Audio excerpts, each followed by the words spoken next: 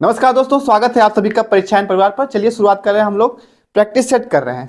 आपका सीटेट का एग्जाम चल रहा है, हम लोग प्रैक्टिस सेट लाए हैं। आप लोग हमारे साथ जुड़े रहें और अपना तैयारी बेहतर बनाएं, ठीक है। तो आइए चलिए शुरुआत करते हैं। हम लोग प्रैक्टिस सेट लाए हैं, ईवीएस का हम पहले करेंगे और धीरे धीरे एक एक आप लोग मतलब कि हर प्रैक्टिस सेट को हमारे मतलब कि प्लेटफॉर्म पर से करके अपने तैयारी को बेहतर करेंगे, ठीक है। चलिए देखते हैं। पहले आज का एक बहुत बढ़िया एक थॉट लिखा है, बुलंदियों को छूने की आस रखते हो। अगर आप बुलंदियों को छूने की आस रखते हो तो बताओ पहले मेहनत कितनी करते हो। तो आप लोग को बुलंदियों को छूने के लिए सपना नहीं देखना है अपने, मतलब कि बस हाँ ख्वाब देखते रहो, नहीं, उसको पूरा करने में मेहनत करना पड़ेगा, ठीक है। तो आप मेहनत करेंगे। देखिए आज का हमारा प्रैक्टिस सेट 7 है, 6 हो गया है। आज का 7वां प्रैक्टिस सेट है ईवीएस का। देखते हैं पहला प्रश्न क्या है हमारा। पर्यावरण अध्ययन शिक्षण के संदर्भ में राष्ट्रीय पाठचर्या की रूपरेखा एनसीएफ 2005 जो हमारी है, निम्नलिखित में से किसे प्रस्तावित नहीं करती। पूछा है कि एनसीएफ 2005 शिक्षण के संदर्भ में, ईवीएस के शिक्षण के संदर्भ में किसको प्रस्तावित नहीं करती। ऑप्शन क्या है, बच्चों के अनुभवों और संदर्भों से जोड़ना, ये तो सही बात है कि करेगा इतना। हस्तपरक क्रियाकलाप करना, ये भी हाथ से मतलब कि स्वयं से करना सीखना है, ये सब भी है। तकनीकी शब्दावली से परिचित कराना, ये तकनीकी शब्दावली जो होती है ये आपके निगेटिव पॉइंट में आएगा, ठीक है। ये तकनीकी बच्चे ईवीएस मतलब अपना प्राइमरी स्तर बच्चे हैं तो तकनीकी शब्दावली कैसे समझेंगे, इसलिए ये नहीं करा है। विषय अनुसार उपागम, उनको विषय के अनुसार उनको उपागम प्रस्तुत कराना, ठीक है। तो आपका मतलब कि इसमें जो पूछा है कि में से प्रस्तावित नहीं है, पूछा निगेटिव पॉइंट पूछा था, नहीं है तो वही बताना था। तो आपका सी जो ऑप्शन है तकनीकी शब्दावली वाला, ये नहीं होगा, ऑप्शन सी सही है इसमें, ठीक है। आगे देखते हैं अगला प्रश्न। पर्यावरण अध्ययन की एक शिक्षिका निम्नलिखित कारणों से अपनी कक्षा का प्रारंभ कुछ मुख्य प्रश्न पूछते हुए करती है। सबसे कम प्राथमिकता वाला कारण, सबसे कम, देखो यहाँ पॉइंट सबसे कम लिखा है, सबसे कम प्राथमिकता वाला कारण कौन सा है उसे चुनना है, ठीक है। शिक्षार्थियों का चिंतन उद्दीप्त किया जा सकता है, ठीक। प्रश्न शिक्षार्थियों में उत्सुकता जगाते हैं, ये भी सही है। प्रश्न प्रकरण को संदर्भ परक बनाने में मदद करते हैं, ये भी सही है। और शिक्षार्थियों का चिंतन सीमित किया जाता है, सीमित आ गया मतलब चिंतन को सीमित क्यों करना है, हमको विस्तार करना है ना चिंतन का, तो आपका यही निगेटिव पॉइंट है। सबसे कम मतलब पूछा है प्राथमिकता वाला कारण, तो यही सबसे डी वाला जो ऑप्शन है आपका सबसे कम प्राथमिकता देता है, तो ऑप्शन डी आपका सही है, ठीक। अगला प्रश्न, किसी क्रियाकलाप के लिए समूह बनाते हुए सामाजिक अध्ययन के शिक्षक को चाहिए कि वह, मतलब किसी क्रियाकलाप को समूह बनाना है तो सामाजिक अध्ययन का एक टीचर क्या करेगा, सुनिश्चित करें कि लड़के लड़कियों के समूह अलग अलग हो, मतलब कि लड़कों को अलग कर दें समूह बनाने को और लड़कियों को अलग नहीं। उनके अंकों के अनुसार समूह बनाए, कि जिसका ज़्यादा नंबर हो वो अपना अलग समूह बनाए, जिसका कम नंबर वो अलग बनाए, नहीं। केवल 2 समूह बनाए और प्रत्येक में बहुत से विद्यार्थी हों, 2 नहीं। देखो लास्ट ऑप्शन क्या है, डी सही है आपका। सभी प्रतिभागियों को सहभागिता और सहयोग सुनिश्चित करने के लिए समूह बनाने के लिए कहना, ठीक है, ये सही है। सभी प्रतिभागी हों, सभी सहभागिता, उसमें सहयोग करें एक दूसरे का, ये सही है आपका ऑप्शन डी। अगला प्रश्न देखते हैं। एक शिक्षक को कक्षा 1 के विद्यार्थियों को पशु का एक उपथीम पढ़ाना है, ठीक है। थीम 6 है, उपथीम 4 है, तो उपथीम में 4 मतलब 4 जो है उसमें पशु आपका एक उपथीम है, पढ़ाना है। तो निम्न में से कौन सी युक्त इस विषय को विद्यार्थियों तक संपादित करने के लिए सबसे उपयुक्त होगा। सबसे उपयुक्त पूछा है। विद्यार्थियों से कहें कि वे जानवरों की सूची बनाए, एक लिस्ट बना के लाएं जानवरों को, गाय भैंस बैल बकरी, ठीक है। विद्यार्थियों को जानवरों के नाम बताएं, आप स्वयं विद्यार्थियों को जानवरों के नाम बता सकते हैं, नहीं। चिड़ियाघर के भ्रमण पर ले जाकर, ये भ्रमण आ जाता है तो पॉइंट मतलब आपका सही पॉइंट बनता है। चिड़ियाघर के भ्रमण पर ले जाकर प्रत्यक्ष अनुभव देना, वहां पर जाकर स्वयं बच्चे देखेंगे वहां के जानवरों को, उसका अवलोकन करेंगे प्रत्यक्ष रूप से, तो ज्ञान क्या होगा, स्थायी ज्ञान होता है उनका, ठीक है। तो चिड़ियाघर के भ्रमण पर ले जाकर प्रत्यक्ष अनुभव देना है। विविध प्रकार के जानवरों के रंगीन चित्र क्यों बनाएंगे, तो ऑप्शन सी आपका इसमें सही है, ऑप्शन सी भ्रमण के लिए जाना, ठीक है। अगला प्रश्न, विद्यार्थियों को जैव विविधता का अनुभव देने के लिए कौन सी युक्ति ठीक है। जैव विविधता का अनुभव देना है, ठीक है, तो कौन सी युक्ति ठीक है। पक्षियों की प्रजाति संबंधित पुस्तकें व लेख पढ़ने के लिए देना है। बच्चे अब विद्यार्थी छोटे हैं, उनको ये सब पुस्तक लेख क्यों पढ़ाएंगे हम। प्रवासी पक्षियों के बारे में विभिन्न लघु चलचित्र दिखाना हो सकता है। आगे देखते हैं पक्षी अभ्यारण्य। देखिए पक्षी अभ्यारण्य आ गया ना, पक्षी मतलब पाले जाते हैं, वहां पर ले जाना, वहां पर ले जाकर अवलोकन करने के लिए ले जाना, मतलब अवलोकन करने के लिए वहां ले जाना, अभ्यारण्य, पक्षी अभ्यारण्य में, ठीक है। तो ये सही पॉइंट है कि जहाँ पे पक्षी अभ्यारण्य है वहाँ पे ले जाएंगे बच्चों को, तो वहाँ पे देखेंगे कई प्रकार के पक्षी किस्म किस्म के होते हैं वहाँ पे, तो उसका अवलोकन करेंगे, तो क्या है जैव विविधता का वहाँ पे एक वो मिल जाएगा उनको देखने के लिए, ठीक है। ऑप्शन सी आपका सही है। विलुप्त पक्षियों पर विभिन्न वार्ता भाषण नहीं, आपका सी सही है। ठीक है, आगे देखते हैं अगला प्रश्न। पर्यावरण अध्ययन की पाठ्य पुस्तक विद्यार्थियों को सहायता करती है। जो पर्यावरण अध्ययन की पाठ्य पुस्तक है वह विद्यार्थियों को किस तरह सहायता करेगी? ऑप्शन देखिए क्या क्या है। पर्यावरण अध्ययन विषय के मुद्दों और सरोकार को याद करने में, जो ईवीएस पुस्तक है वो मतलब कि ईवीएस अध्ययन जो होता है उसको याद करना है, रटना है नहीं। आगे है पर्यावरण अध्ययन विषय के मुद्दों और सरोकार की व्याख्या करने में, व्याख्या भी करने में नहीं, ये भी नहीं, निगेटिव पॉइंट है। फिर यह सभी संसाधनों के द्वारा ज्ञान की रचना करना, मतलब सभी संसाधन जो पर्यावरण में उपस्थित संसाधन है सबके द्वारा स्वयं बच्चे अपने ज्ञान की रचना करते हैं। ठीक है, तो ईवीएस का पाठ्य पुस्तक में यही सब, मतलब कि सभी संसाधनों के द्वारा ज्ञान की रचना करना ही सहायता करेगी। यही ऑप्शन सी सही है आपका। इसमें पर्यावरण अध्ययन के विषय मुद्दों सरोकार के प्रति प्रतिक्रिया देना, प्रतिक्रिया देख क्या करेंगे, लेकिन आपका सी जो सही है, सभी संसाधनों के द्वारा ज्ञान का निर्माण करना, खुद से स्वयं का ज्ञान का निर्माण करना। बच्चे क्रियाकलाप से अपने माध्यम से स्वयं सभी संसाधनों का प्रयोग करके अपने स्वयं के ज्ञान का निर्माण करते हैं। ठीक है, तो ऑप्शन आपका सी यही सही है, ऑप्शन सी। अगला प्रश्न देखते हैं क्या है। प्राथमिक स्तर पर ईवीएस सीखने के लिए वास्तविक चुनौती क्या होगी? वास्तविक चुनौती, अगर प्राथमिक स्तर पर ईवीएस सीख रहे हैं, परिभाषाएं और जानकारी है, रटकर सीखना है, अवधारणाओं का विवरण है, और फिर विद्यार्थियों के लिए खुद को व्यक्त करने का अवसर है।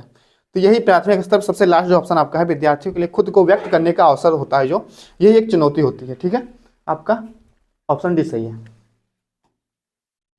अगला प्रश्न है, निम्नलिखित में से कौन सी प्राथमिक स्तर पर पर्यावरण अध्ययन की बाल केंद्रित प्रवृत्ति को, बाल केंद्रित, ठीक है, बाल केंद्रित प्रवृत्ति को इंगित करता है? तो ऑप्शन क्या क्या है। स्कूल में विद्यार्थियों के जीवन को स्कूल के बाहर उनके जीवन से जोड़ा जाना चाहिए, ये सही है कि अगर स्कूल मतलब विद्यालय में ही सीमित नहीं रहना है, बाहरी मतलब दुनिया से भी विद्यालय को कोरिलेट करके पढ़ाना चाहिए। ठीक है, आपका पहला ये सही है।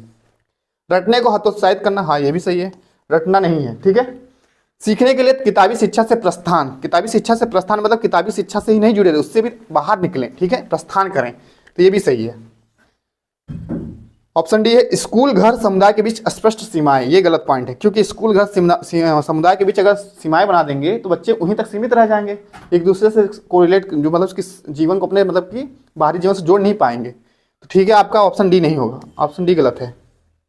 A B C option C में है, ए बी सी सही है। अगला प्रश्न, निम्नलिखित में से कौन सा प्राथमिक स्तर पर पर्यावरण अध्ययन के उद्देश्य हो सकते हैं? उद्देश्य पूछा है कि कौन से उद्देश्य हो सकते हैं।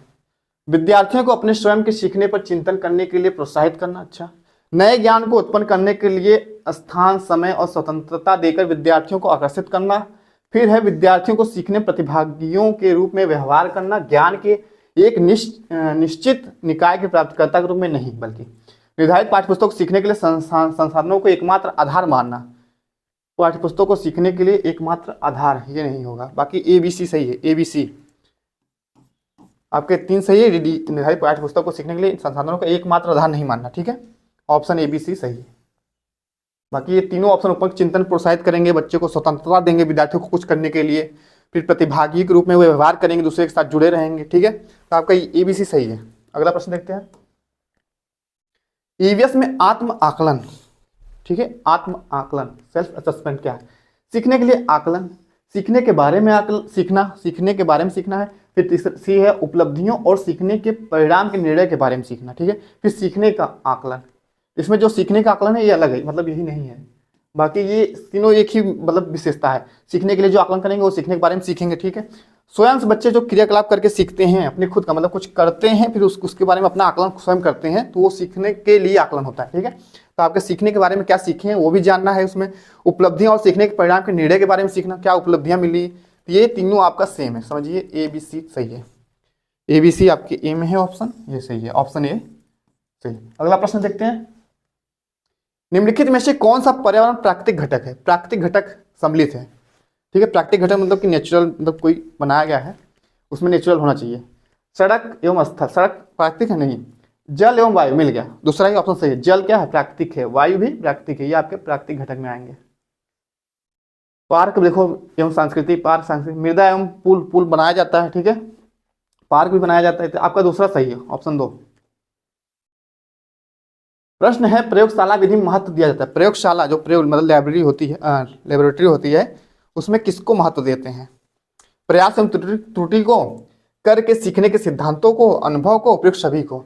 तो प्रयास एवं त्रुटि को, ठीक है, करके सीखने के सिद्धांतों को भी, अनुभव को, वो मतलब लाइब्रेरी में जाएंगे, कुछ अनुभव लेंगे, फिर क्या है, करके सीखेंगे, करके सीखेंगे, और प्रयास मतलब कि उनको प्रयास और त्रुटि भी करेंगे, प्रयास करेंगे और कुछ गलतियां भी निकलेंगी उसमें ना। तो आपका इसमें तीनों सही है। तो एक सलाह विधि महत्व तीनों को मिलना चाहिए। ऑप्शन मतलब कि डी, उपयुक्त सभी।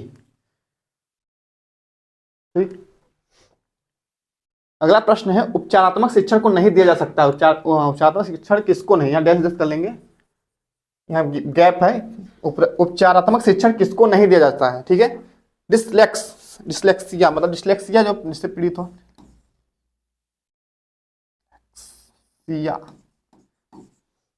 प्रिंट गड़बड़ा गया है। डिस्लेक्सिया प्रतिभाशाली, औसत से कम निष्पादित प्रदर्शित करने वाले, फिर है औसत से अधिक निष्पादन प्रदर्शित करने वाले। तो इसमें जैसे प्रतिभाशाली जो बच्चे होते हैं उनको उपचारात्मक शिक्षण की जरूरत नहीं पड़ती, ठीक है। तो आपका ऑप्शन क्या सही होगा इसमें, ऑप्शन 2, प्रतिभाशाली बच्चे, इनको उपचारात्मक शिक्षण को नहीं दिया जाना चाहिए, ठीक है। अगला प्रश्न, प्राथमिक स्तर पर पर्यावरण अध्ययन की पाठ्यपुस्तक में निम्नलिखित में कौन सी विशेषता नहीं होनी चाहिए। पाठ्यपुस्तक में निम्नलिखित में कौन सी विशेषता नहीं होनी चाहिए, नहीं पूछा है। ऑप्शन देखते हैं क्या है, यह शिक्षार्थियों की वैविध्यपूर्ण पृष्ठभूमि की जरूरतों को पूरा करती है, ये सही है। यह वास्तविक कहानियां और घटनाओं को शामिल करती है, वास्तविक जो कहानियां होती हैं, घटनाएं होती हैं, उनको भी सम्मिलित करता है, ठीक। यह परिभाषाओं और अमूर्त अवधारणाओं की व्याख्या करने पर ध्यान केंद्रित करता है, ये गलत पॉइंट है कि परिभाषाएं हैं और अमूर्त अवधारणाएं, जिससे बच्चे समझ ही नहीं आए उनको क्या बता रहे हैं, तो वो व्याख्या करें उस पर ध्यान केंद्रित करें, नहीं, ये नहीं होना चाहिए, ठीक है। ऑप्शन 3 नहीं होगा। यह प्राकृतिक और समाज सांस्कृतिक परिवेश को एकीकृत तरीके से प्रस्तुत करता है, ये सही है। एकीकृत मतलब कि नेचुरल, प्राकृतिक हो, समाज का सांस्कृतिक परिवेश भी हो, सबको एकीकृत करके समझाना, ये होगा। लेकिन आपका जो तीसरा मतलब कि तीसरा पॉइंट है ये नहीं होगा, नहीं पूछा है, तो आपका यही तीसरा सही होगा, ऑप्शन 3, परिभाषा अमूर्त अवधारणा नहीं होगी। अगला प्रश्न, विद्यार्थियों को मानचित्र पढ़ाने के लिए आवश्यक कौशल में क्या शामिल है। आवश्यक कौशल, मानचित्र पढ़ाना है, मानचित्रण कार्य कराना है, तो बच्चों को क्या मतलब इसमें कौशल में होना चाहिए उनके, ड्राइंग और पेंटिंग में विलक्षण कुशलता, ड्राइंग पेंटिंग अच्छे से आनी चाहिए उनको, नहीं। अभिव्यक्तात्मक योग्यताओं को बाहर निकालने के लिए विलक्षण संप्रेषण कौशल, संप्रेषण कुछ बताना। ग्लोब पर स्थिति दर्शाने के लिए स्केच और गणनाओं का उपयोग करना, स्केच और गणना करें, नहीं। ऑप्शन 4 देखेंगे, स्थान दूरी और दिशाओं की सापेक्ष स्थिति को समझने की योग्यता, ये आपके मानचित्रण कार्य में आता है, ठीक है। मानचित्र पढ़ा रहे हैं तो आपको इंपॉर्टेंट यही जरूरी है कि स्थान दूरी के बारे में समझाना, दिशाओं को सापेक्ष स्थिति के बारे में बताना, ये आपका सही पॉइंट है, ऑप्शन 4 आपका सही है। अगला प्रश्न है, जो पौधे खारे जल वाले क्षेत्रों में उगते हैं उन्हें कहा जाता है खारे जल वाले। इसमें ऑप्शन देखिए क्या क्या है, इसको हेलोफाइट, मिजोफाइट, जीरोफाइट और हेलियोफाइट, ठीक है। हिंदी में देखते हैं क्या लिखा है, लवण मृदुभिद, समोदभिद, मरुभिद और है आत्पोतभिद, ठीक है। इसमें जो आपका खारे जल में उगते हैं पौधे उनके बारे में पूछा है, तो आपका इसमें जो पहला ऑप्शन है लवण मृदुभिद, जिसे इंग्लिश में हेलोफाइट कहते हैं, यही आपका है। मतलब कि इनके लिए जो वहाँ की मृदा या जल होती है उसमें लवण की मात्रा होनी चाहिए, जैसे NaCl उसमें मात्रा है ज़्यादा, MgCl2 की मात्रा है, ठीक है। तो ये लवड़ी जो मतलब कि मृदा या तब जल होता है उसमें उगते हैं। फॉर एग्जांपल आप देखेंगे जो आपका महोगनी और ये सुंदरवन जो प्लांट होते हैं ये इस टाइप के लवणभीत मतलब कि क्षेत्रों में पाए जाते हैं, ठीक। आपका ऑप्शन ये सही है। इसमें मिजोफाइट जो होते हैं ये इस मतलब कि यहाँ पे उगने वाले पौधे मतलब सामान्य रूप से जो हमारे जैसे गेहूँ चना ये सब उगाते हैं ये आपके इसमें आएंगे, मतलब समान एक जलवायु रहती है, ठीक है। मिजोफाइट में यहाँ पे आप गेहूँ एग्जाम्पल में लिख लो, गेहूँ चना जो भी आप खेती बाड़ी में करते हैं पौधों को उगाते हैं वो आपके मिजोफाइट में आएंगे। और जीरोफाइट मरुद्भिद में जहाँ पे शुष्क होता है, जहाँ पे पानी की मात्रा जल की मात्रा कम होती है, जैसे रेगिस्तानी क्षेत्र थोड़ा सा होता है जहाँ पे नागफनी कटीले पेड़ पौधे उगते हैं, वहाँ पे आपके जीरोफाइट मतलब कि इस टाइप के मतलब कि पौधे पाए जाएंगे, ठीक है। और हेलियोफाइट जो होता है ये आपका जहाँ ये प्रकाश, जहाँ पे इनको प्रकाश मतलब जरूरी होता है, प्रकाश के स्थान पे ही उगते हैं, प्रकाश प्रेमी जिसे मान लो प्रकाश प्रिय, इनके लिए प्रकाश प्रिय जरूरी मतलब होना चाहिए प्रकाश। आपका मतलब जो इसमें खारे जल वाला पूछा था तो आपका हेलोफाइट मतलब लवण मृदुभिद जो पौधे होते हैं यहाँ पे उगेंगे, ठीक है। ऑप्शन ये सही है आपका। अगला प्रश्न देखते हैं क्या है, जो रंग चित्र किसी कथा का चित्रण करते हैं, ठीक है। किसी कथा का चित्रण करें, चित्र जो बनाया जाता है जिनमें केवल प्राकृतिक रंगों का उपयोग किया जाता है। प्राकृतिक रंग मतलब जैसे किसी भी मतलब कि पत्ते का रंग होता है, हल्दी उल्दी मिला के रंग बनाया जाता है। और उस चित्रकला को चित्रकाठी कहते हैं। क्या कहते हैं? चित्रकाठी कहते हैं। ठीक है, चित्रकला संबंधित है किस राज्य से संबंधित होगी चित्रकला? तो ऑप्शन देखते हैं, महाराष्ट्र, राजस्थान है, आंध्र प्रदेश है, कश्मीर है। तो इसमें जो सही आंसर आपका होगा ऑप्शन पहला ही सही है, महाराष्ट्र। ये मतलब जो चित्रकला है चित्रकाठी, ये आपके महाराष्ट्र की है। और एक वर्ली चित्रकला भी यहीं की है, वर्ली पेंटिंग। ठीक है, तो आपका यहीं की है, ऑप्शन ए सही है आपका, महाराष्ट्र। जो वही सेम प्रश्न बन गया, महाराष्ट्र। अगला प्रश्न देखते हैं, निम्न में से कौन सा प्राथमिक स्तर पर ईवीएस का एक थीम है? थीम पूछा है, एक थीम, 6 थीम है, 6 थीम में से इसमें ऑप्शन में एक थीम है। पदार्थ है? नहीं। हम चीजें कैसे बनाते हैं और करते हैं, इंग्लिश में things we make and do. तो ये आपका क्या है? 6वां थीम है, ऑप्शन बी सही हो गया। प्राकृतिक संसाधन थीम नहीं, भोजन का संरक्षण नहीं है, भोजन है लेकिन भोजन का संरक्षण नहीं है। ठीक है, तो आपका ऑप्शन बी यही सही है, एक थीम है। और 6 थीम है, 4 उप थीम है। वैश्विक महामारी के समय डॉक्टर ने विटामिन सी से भरपूर भोजन ग्रहण करने की मात्रा को बढ़ाने के लिए कहा, क्योंकि मतलब अगर कहीं पर वैश्विक महामारी आई है और वहां पे अगर डॉक्टर सलाह देता है कि आप विटामिन सी से स्रोत मतलब कि परिपूर्ण भोजन ग्रहण करें, तो क्यों कह रहा है वो? यह दृष्टिवर्धक को निर्माण के लिए आवश्यक है, दृष्टिवर्धक। यह दांतों और अस्थियों को स्वस्थ रखता है, नहीं। इससे भूख बढ़ती है, नहीं। यह संक्रमण के विरुद्ध लड़ने की ताकत प्रदान करता है, मतलब इम्यूनिटी क्षमता को आपके बढ़ाएगा। क्या? Vitamin C. विटामिन सी जो होता है आपका, ये इम्यूनिटी पावर जो मतलब कंजेक्टिव टिश्यू होते हैं उसका निर्माण करता है। ठीक है, तो ये आपके संक्रमण के विरुद्ध लड़ने की ताकत प्रदान करता है विटामिन सी। ऑप्शन सी क्या है? सी इसमें डी। पक्षी विभिन्न प्रकार के घोंसले बनाते हैं तथा घोंसले बनाने के लिए विभिन्न स्थानों का चुनाव करते हैं। निम्न में से कौन से पक्षी पेड़ के तने में, कहाँ पे? पेड़ के तने में अपने घोंसले बनाते हैं, मतलब पेड़ का जो तना होता है उसमें छेद करके अपना घोंसला बना देते हैं। ऑप्शन क्या है? कौवे हैं, या बसंत गोरी जिसे इंग्लिश में बारबेट कहते हैं, या शक्करखोरा सनबर्ड, या फिर दर्जिन चिड़िया। ठीक है, टेलर बर्ड्स दर्जिन चिड़िया से कहते हैं। तो इसमें कौन सा सही होगा? जो पक्षी पेड़ के तने में छेद करके अपना घोंसला बनाती हैं। तो आपका इसमें जो बसंत गौरी है बारबेट, ये आपका सही है, ऑप्शन बी। ये मतलब पेड़ के तने में छेद करके घोंसला बनाती हैं। जो कौवे होते हैं ये पेड़ की सबसे ऊंची डाली बनाते हैं, पेड़ की सबसे ऊंची डाली पर। और इससे भी ऊंची डाली पर चील बाज बनाते हैं, चील बाज सबसे ऊंची डाली पर। और इसकी डाल मतलब कि जो घोंसला होता है उसके घोंसले में तार जैसे मतलब कि प्रयोग कर लेता है। तार बहुत मतलब तार जो होता है तार को प्रयोग कर लेगा, टहनियों का प्रयोग कर लेगा लकड़ी के। ठीक है, और बसंत गोरी बताया शक्करखोरा, इनका जो घोंसला होता है नर बीवर जो बनाते हैं घोंसला लालटेन की तरह, ऐसे लालटेन की तरह इनका भी घोंसला होता है। दर्जिन चिड़िया ये पत्तों को सिल कर, कोई पत्ता 2 पत्ता है फिर आपस में उसको सिल लेंगी और इसी के बीच में अपना घोंसला बना लेंगे, दर्जन चिड़िया। ठीक है, ऑप्शन बी आपका सही है, जो पेड़ के तने में घोंसला बनाती है, बसंत गोरी जिसे बारबेट कहते हैं, ऑप्शन बी सही है।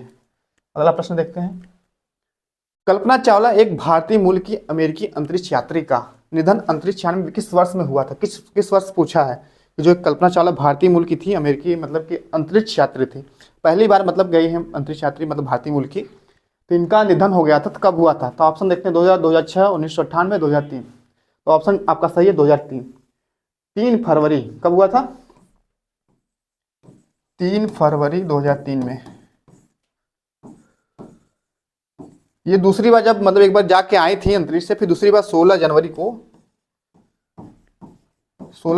दोबारा जब स्पेस में मतलब कि अंतरिक्ष में जा रही थी, फिर वापस लौटते वक्त 3 फरवरी को ही इनके मतलब विमान के दुर्घटनाग्रस्त हुआ जिससे इनकी मृत्यु हो गई थी। तो आपका ऑप्शन इसमें क्या सही है? ऑप्शन डी सही है। ठीक है, आगे देखते हैं अगला प्रश्न, भारत का सबसे बड़ा रेल मार्ग कौन सा है? सबसे बड़ा भारत का रेल मार्ग कौन सा है? तभी इसको हम पिछले अपने प्रैक्टिस सेट में इससे संबंधित प्रश्न किए थे कि विवेक एक्सप्रेस कहाँ से कहाँ तक चलती है। तो आपका डिब्रूगढ़ से कन्याकुमारी, तो ये आपका सबसे लंबा रेल मार्ग यही है कि भारत का सबसे बड़ा रेल मार्ग ऑप्शन बी में है, डिब्रूगढ़ से कन्याकुमारी। ठीक है, ये आपका सबसे बड़ा रेल मार्ग है, 4200 हाँ किलोमीटर लगभग है। ठीक है, ऑप्शन आपका बी सही है, डिब्रूगढ़ से कन्याकुमारी। असम मतलब डिब्रूगढ़ कहाँ है? असम से तमिलनाडु। ठीक है, अगला प्रश्न, जैव विविधता दिवस कब मनाया जाता है? जैव विविधता दिवस। ठीक है, ऑप्शन देखते हैं क्या क्या है। 22 अप्रैल है, 22 मई है, 5 जून है, 3 अक्टूबर है। इसमें जो आपका सही है सबसे मतलब कि डेट दिवस पूछा है तो 22 मई, जैव विविधता दिवस को मनाते हैं 22 मई को मनाते हैं। ठीक है, जैव विविधता दिवस।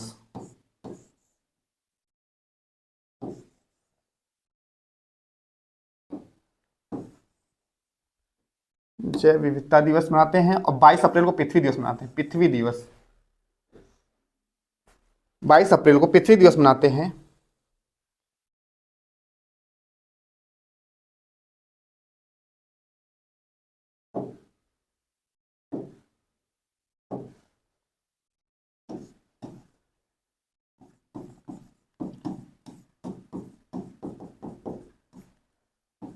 बाईस मई को जैव विविधता दिवस।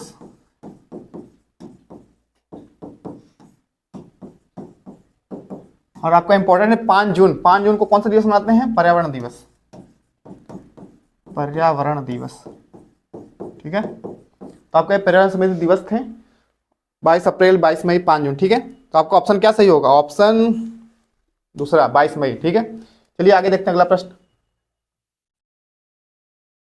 निम्नलिखित में से कौन सा युग्म उभयचर को बढ़ाता है, उभयचर को बताता है? उभयचर, उभयचर संबंधित बताना है। ठीक है, उभयचर।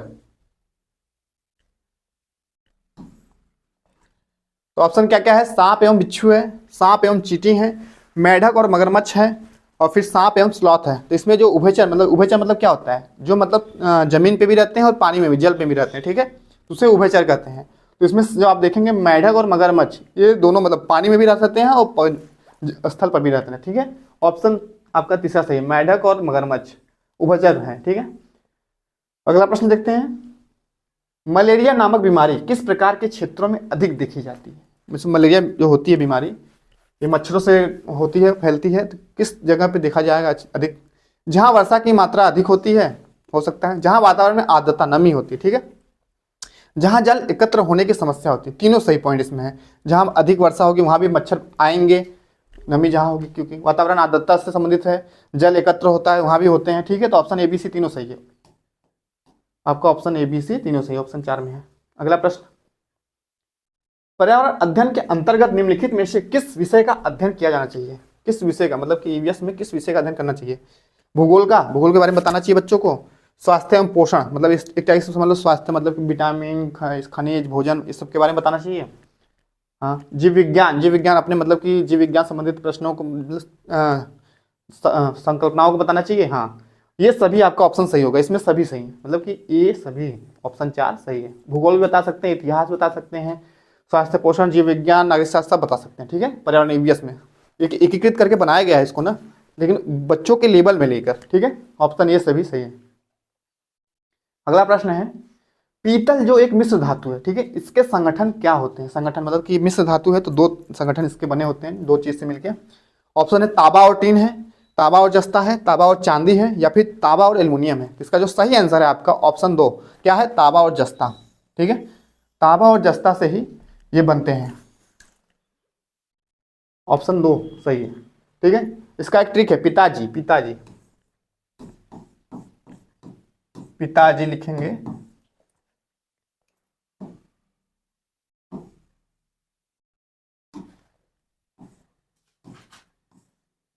पीतल, पीतल मतलब पूछा है पीतल, तांबा और जिंक।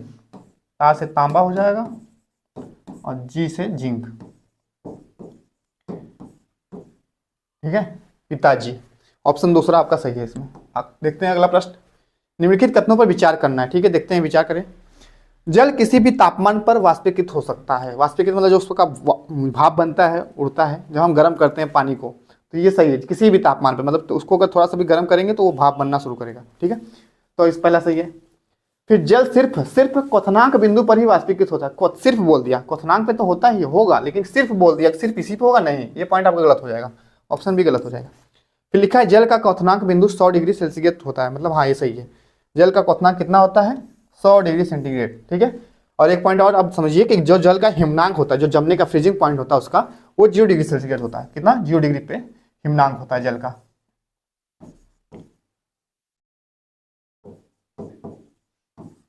ठीक है, तो आपका ऑप्शन इसमें देखेंगे ए सही है, सी सही है, ए सी आपका दूसरे में ए सी है। ठीक है, दूसरा मतलब सही है, ए सी। अगला प्रश्न, आखिरी प्रश्न देख लेते हैं क्या है। परिवार एक इकाई होता है, हमारा जो परिवार होता है वो एक इकाई होता है, ठीक है। तो इसमें क्या पूछा, जिसमें माँ है, पिता है और उनके 2 बच्चे होते हैं, यह कथन है। ये कथन सही है, लिखा है प्रश्न ऑप्शन में, सही नहीं है कि मतलब माता पिता उनके बच्चे हैं, क्योंकि इस कथन में यह स्पष्ट करना चाहिए कि बच्चे जैविक होते हैं। गलत, ये बोलो सही नहीं बताया, सही नहीं है, क्योंकि परिवार कई प्रकार के होते हैं तथा परिवार का केवल एक ही प्रकार में वर्गीकरण नहीं किया जा सकता, ठीक है। आगे देखते हैं। सत्य है, क्योंकि यह किसी आदर्श परिवार का आकार है। सत्य है, क्योंकि सभी भारतीय परिवार इसी प्रकार के होते हैं। सभी भारतीय परिवार इस प्रकार के नहीं होते। लेकिन आपका जो तीसरा है, सत्य है, ये परिवार एक इकाई होता है जिसमें माता पिता उनके 2 बच्चे आते हैं, ये तो सही है। और ये इसलिए सही है क्योंकि यह किसी आदर्श परिवार में क्या होता है, माता पिता उनके बच्चे ही आएंगे ना। और संयुक्त परिवार एक होता है जिसमें कि चाचा चाची दादा दादी सब एक साथ रहते हैं, ठीक है। तो उसमें संयुक्त परिवार में, ये आदर्श परिवार का एक आकार है, ठीक है, जिसमें माता पिता उनके 2 बच्चे आए। आपका ऑप्शन क्या सही है, ऑप्शन तीसरा सत्य है, ऑप्शन तीसरा सही है, ठीक है। तो आज हमने प्रैक्टिस सेट 7वां कर लिया है। आप लोग हमारे साथ देते रहिए और हमारे साथ जुड़े रहें। हमारे जो हम करा रहे हैं प्रैक्टिस सेट आप जरूर करें, और हमारे चैनल को लाइक सब्सक्राइब कमेंट जरूर करें, ठीक है। आप सभी का बहुत बहुत धन्यवाद।